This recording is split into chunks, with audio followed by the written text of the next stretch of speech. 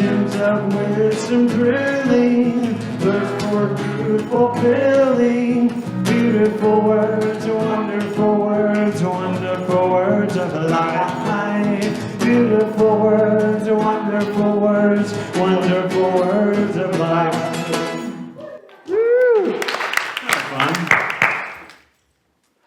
Well, I hope you join me by getting a copy of this fabulous book, Edwin Gaines' The 4 Spiritual Laws of Prosperity. I think there's one more copy that you could check out in the library. It is so inspiring. It's simple to read. It's full of wonderful stories. It is Edwin at heart. It's so beautiful. And the second law of prosperity, well, let's look at it. It is, you must make clear-cut, tangible goals. Why is that so important? Well, because anytime we make an affirmation or say a prayer or make a decision, it's good if it's clear-cut. Then we know what we're stepping into. It's not vague and amorphous. And when we're goal setting, which is what the second law of prosperity is about, when we're tapping into our source and we're gleaning what it is we're dreaming of, what's important to us, it gives us great source and power to make sure it's clearly defined and tangible, meaning we can wrap our imagination around it. It's not so far removed we can't get an idea of it. Yes? So right in the first few pages of this section of the book, Edwin offers this wisdom. During the process of goal setting, you will need to take some time alone, away from chaos and distraction of daily life, to get acquainted again with the real you. That's the true you, the essence of you that is aware and observes and knows the truth. Now, we get so caught up in life. Anyone ever have that experience? Getting thoroughly caught up in life. Distraction, the joys, the challenges, all that stuff. But when we're going to start our goal-setting process, we need to step away from the distractions so that we can listen to ourselves. You know, it's really hard to listen to our own heart, pay attention to our truth, and commune with God in the craziness. Now, we can do it. We do it all the time. But when we're trying to get those clear-cut, tangible goals, it's a good idea if we come home to ourselves, our communion with God, and begin to practice. Now, what Edwin suggests is that we get a goal-setting journal, and we write down all of our goals and dreams. Some of them are very old. Some of them are brand new. Some of them are big. Some of them are very small. Just write them all down and just keep adding to your journal all of those dreams. Oh, yeah, I've been thinking about learning Spanish and then going to Spain and speaking. That may not appeal to you at all, but that's something that appeals to me. So let's hear her after we do this. Now, choosing our words wisely. There are words that do not feed our process, which means they're words that stilt us. Now, when you say ought, I ought to, how empowered do you feel? Not. should. You should. It's not a good place to start anything. Must. Have to. Sounds like a burden, doesn't it? And you suggested a couple. Linda? Yes. Just and only. Just and only. Oh, it's just. Only. Like somehow life is just not enough. All of these words actually deny our truth. You might do a simple practice of writing them down on a piece of paper and lighting the piece of paper on fire and then removing it from your vocabulary. Because you choose to mow the lawn. You could choose not to mow the lawn and pay someone else to do it. But it's still a choice. And it doesn't feel any good when it's 98 degrees outside and you're pushing the lawnmower and you're going, I have to do this. Sounds like a resentment in grass. So choose your words wisely and eliminate the words that don't support your growth and your wholeness and your oneness with God. Because there is no ought, should, must, have to, just, only in God. There's love.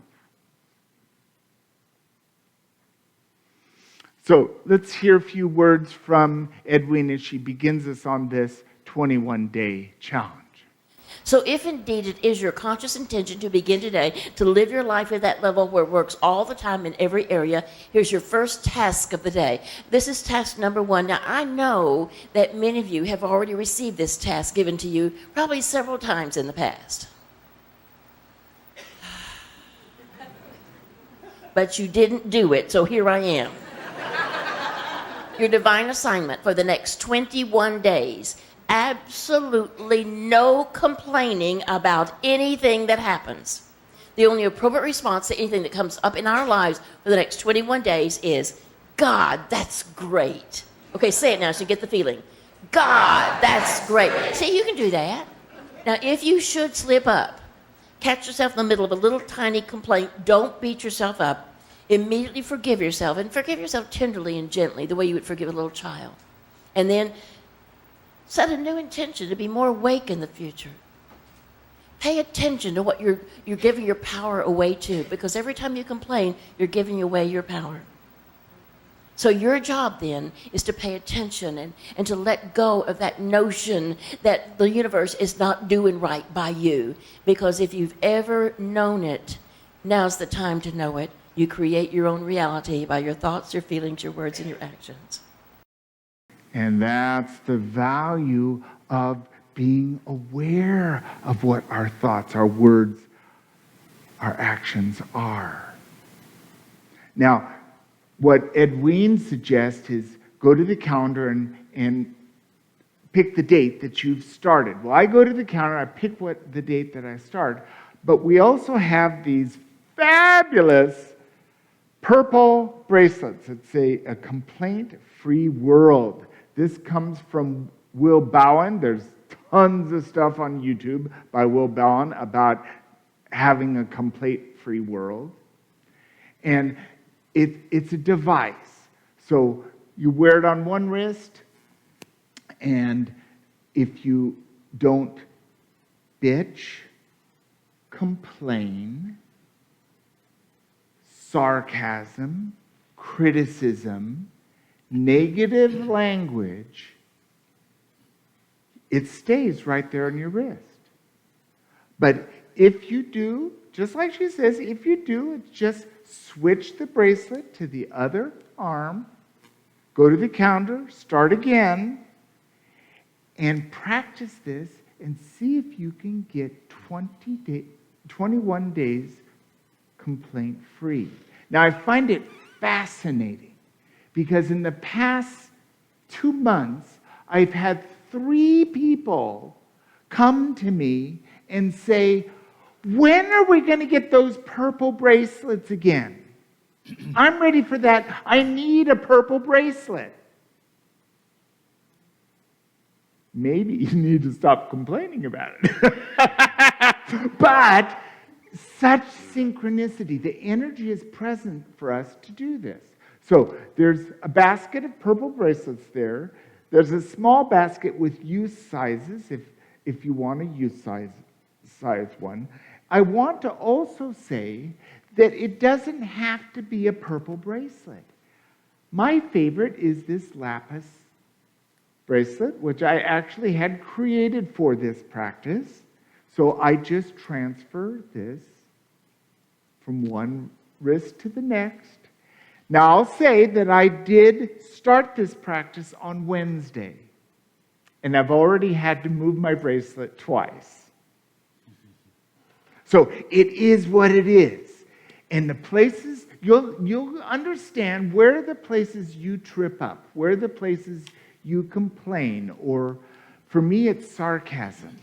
And my sense of humor often has sarcasm in it, and I have to be very tricky with my little evil wit, because that can get me into trouble, and it did. I had to change my bracelet. So I'm doing all right now, but it just takes what it takes. Now, research shows that if you can do something for 21 days, you actually start a habit. It's also 21 days is long enough to break a habit. Now, the hard part of this is when we make a big life decision like this, there's actually, the brain shoots a huge dose of dopamine. Now, what's dopamine? It's a lot of joy. It's like a little, woo! That's why we love doing New Year's resolutions, or when we start out on something big in our life, our body gives us that boost. Now, what happens after the boost?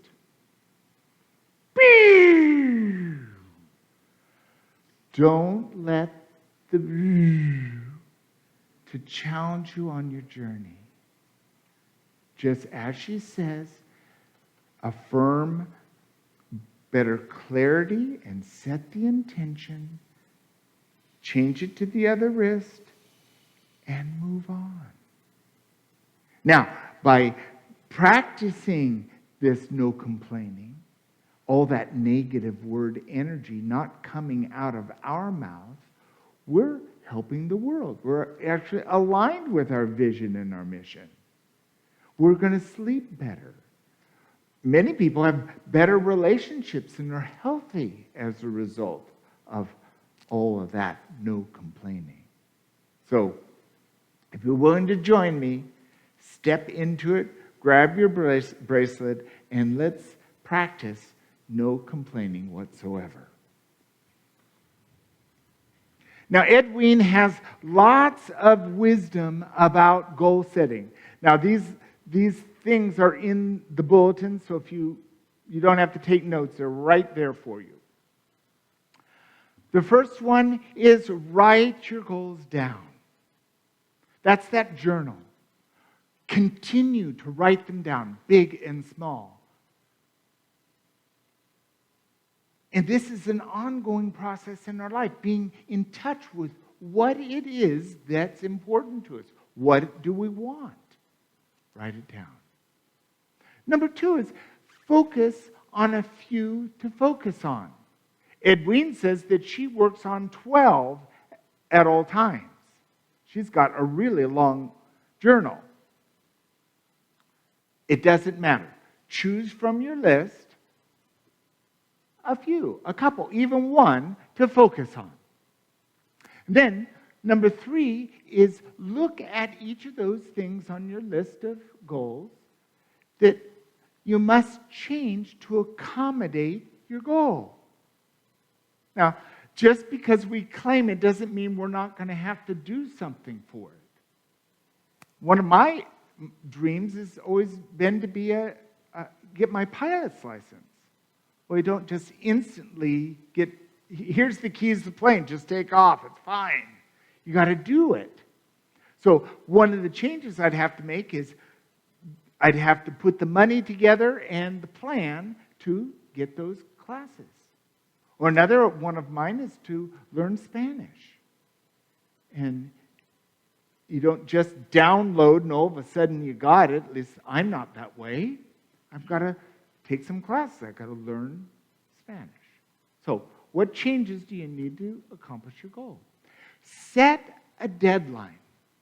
Number 4 is set a date. You can always change the date, but it's always good if you're working towards something to have a plan.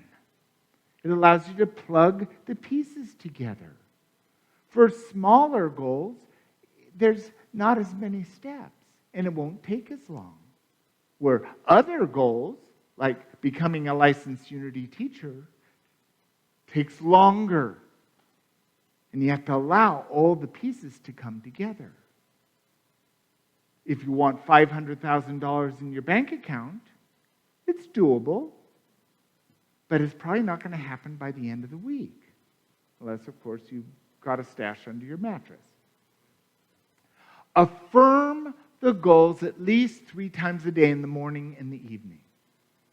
That's what we know about our affirmative prayer, is bring it into our consciousness, bring it into our awareness, and affirm that truth. I am a Spanish-speaking person. I am a pilot. See? Then imagine yourself achieving the goal. This is incredibly well known by every athlete. In sports, the Olympics, they imagine themselves playing their sport and seeing themselves in form and movement doing what it is to achieve the goal, the point, or the goal. It's very, very powerful. So imagine yourself achieving your goal.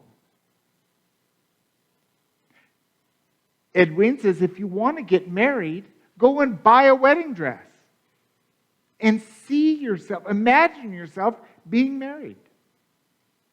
Then the 7th one is act and feel as if you've achieved the goal. I've talked about this many times.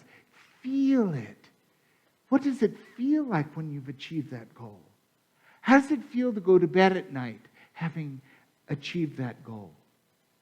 How do you feel? What energy do you have when you've achieved your goal? These are all powerful parts of our journey. The 8th is a caution. It's be careful who you share your goals with. Keep it between you and God. Now, this is important because so often in our life, we've expressed our goal to our partner, to our parents, to a friend, to our siblings. And they say, oh, don't do that. You're too old for that. Or you're not tall enough. Or you're not wealthy enough. Or, oh, that's stupid. It happened. It's not just that happened when we were kids. It happens in our life. Our goals are constantly knocked down by other people. Well, it's not their goal. It's ours. Now, it's all right if you have a prayer partner and you'd like to have the help of your prayer partner to hold that light of you achieving your goal. You can share it with your prayer partner. But it really is, this issue is between you and God. Because it's drawing you closer and closer to that relationship with God. Now, how many of you give yourself credit every time you accomplish something? Good. Often we don't. We just, okay, what's next? Well, she's saying, cross the goal off in your journal. Have the experience of saying, I've achieved this. Okay, what's next? So cross it off and add some new ones. Always add new dreams and goals to your journal. This is a way of living prosperous. It's the 3rd law of prosperity. And it all resides on number 10. Remember, God's highest law is love. In unity with God, all things are possible. That was our affirmation with our core value today. All things are possible with God. Because the truth is, God freely gives us everything. There's no expectation from God. We've given everything to be and have and do. And the blessing of that is God's job is the how.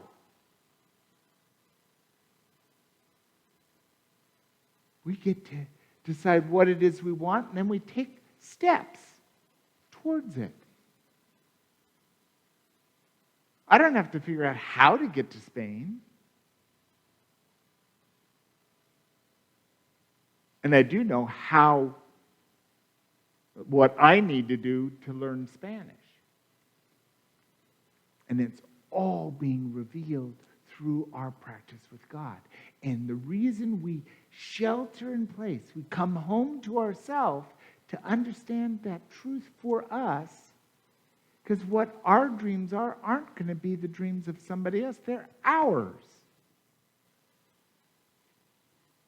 And then there's telltale other aspect that goes with goal setting, and that's fear.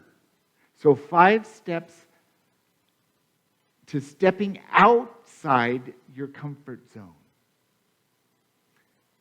Fear, false evidence appearing real. There is no fear in God. But in our human experience, we have fear. And the fear can be the very element that blocks us from some of our best dreams, our best goals. So here she has 5 steps for stepping out of that. Step 1 is list 5 things extremely scary that there's no way you would ever do or even want to do. She cites like high altitude ice climbing, or stepping into the ring with the heavyweight boxing champion. Or it can be anything that's just something, I'm never doing that. Step 2. List 5 scary things that you've always dreamed of doing but never had the nerve to do. This could be getting certified in scuba, or learning a language, or getting in a relationship. So, scary things you've dreamed of, but you never quite had the nerve to do. Write 5 of those down. Then step 3 is list 5 small, slightly scary things you could do today if you chose to do it. These, she cites, like going to the new Japanese restaurant, or meeting the neighbor that just moved in that you feel like you want to get to know, or asking your boss for that corner office that just got opened up. And small, slightly scary things that we could do today if we chose. Step 4 is choose the most appealing of those the 5 small things, and write what's the first step that would allow you to do it, and do it. So if I choose the Japanese restaurant, I need to call and make a reservation. If it's meet the neighbor, I need to invite him over for coffee. Now, the 5th step is we recognize that when we've taken that step, we didn't die, did we? We may have moved through a little fear, but we achieved it. And the second step is easier than the first.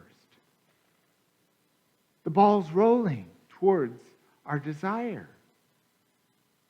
So we do it again. Maybe we do all 5 things on our small list of things to do. So we go to the restaurant, we meet, ask the boss says no. Whatever it is, we practice those things. And then when we've done those things, we might even take in one of those step 2 scary things we've always dreamed of doing, but we've never done before. Maybe we decide, I could get my scuba certification and go to Club Med at the same time. Maybe so. And even there's a possibility you've opened yourself to one of those things you would never have done or even think of doing, and no way you would ever do. Maybe so. Because what I do know is that we can move through our fears and achieve greatness. They've asked Tom Daly, the high diver gymnast, so is it you just get out on the dive board and just do it? He says, no, I'm scared every single time. He's human, of course. The difference between he and I is I'd get up there and I'd look down and go, there's nothing down there but cement. Maybe a little water between me and the cement, but no way am I going down. But he does it and achieves gold. We move through the fear, and it opens us to a prosperous life where setting clear-cut, tangible goals lead us to a communion with God beyond our understanding. We can live with that presence of God right now with every step that we take. Because God doesn't have any fear. And if we truly knew that everything we do is in God, there's no reason for us to have fear as well. And that is the truth. Thank you.